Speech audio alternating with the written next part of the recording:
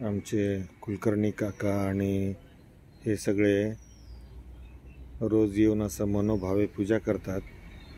केदारनाथचा तो दगड आहे, गंगोत्री आहे आणि हे आमचा नंदी आहे। इथे येऊन यांची पूजा रोज असते आणि हे ठाकूरजी का भोलेधामचं ही आमची पिंड, इथे शिवलिंग, याची पूजा, सुंदर पानं, त्यावरती फुलं असं यांनी ठेवलेलं आहे आणि याची ही पूजा करताना अगदी ते तल्लीन होऊन जातात आणि त्यांचे दुःख विसरतात किंवा काही आजार असेल तर ते देवाकडे मागतात। अशी ही सुरुवात आहे आणि मी त्यांना आज एक प्रश्न विचारणार आहे, त्यांच्याकडूनच आपण ऐकूया। ते माझ्यापेक्षा मोठे आहे, आदरणीय आहे, त्यांचं स्वतःचं मंदिर आहे, व्यवसाय आहे, मुलगा सून असा सुंदर परिवार आहे। तर त्यांच्या तोंडून आपल्याला आज या मंदिरामुळे काय झालं हे ऐकायचं आहे, म्हणून मी इथे हा व्हिडिओ करीत आहे।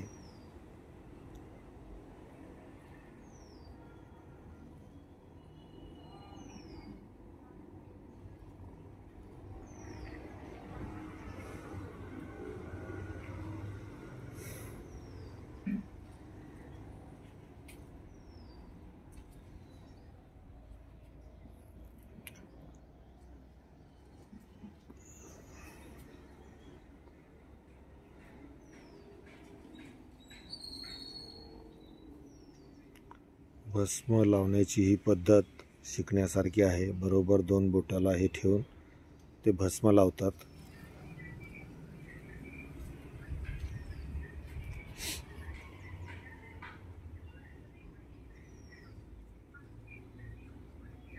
आणि ते दिवसभर पांढरा शुभ्र पट्टा कायमस्वरूपी इथे राहतो।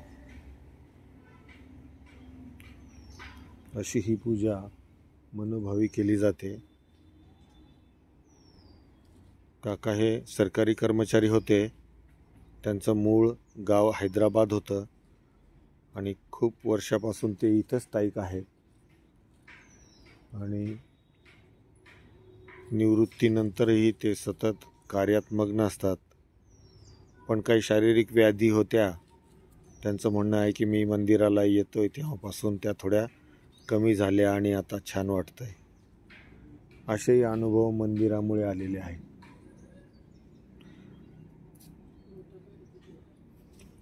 ओंकार अंदर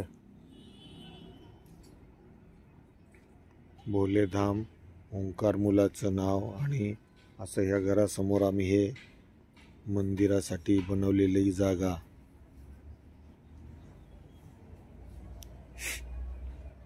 तर हा परिसर आणखी सुंदर करण्यासाठी आम्ही प्रयत्न करतोय, म्हणून इथे झोपाळा ठेवलाय लहान मुलांना बसण्यासाठी। बरोबर मागच्या बाजूला वेली आणि त्याच्यावरती जांभळ्या रंगाची फुलं पण आलेली आहे। ही बांबूची झाडं आहेत, त्यावरती हे फुलं आलेले आहेत आणि त्यामुळे आणखी सुंदर महादेव मंदिराला शोभा आली आहे। गायीनी ते फुलं खाऊ नये म्हणून हे प्लॅस्टिकचे लावलेले आहेत। आपण जेव्हा फुलं लावतो तेव्हा ते गायी खाऊन टाकतात।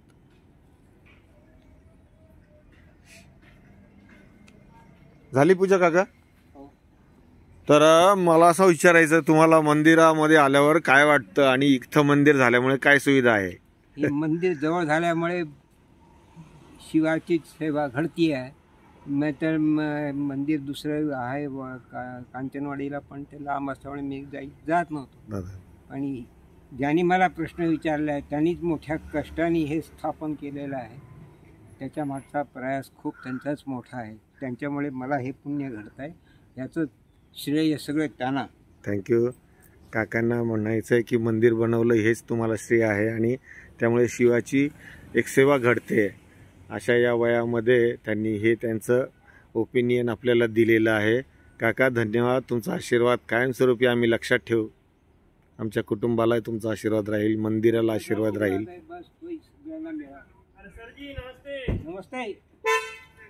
आपने फोन ही नहीं किया बाद में।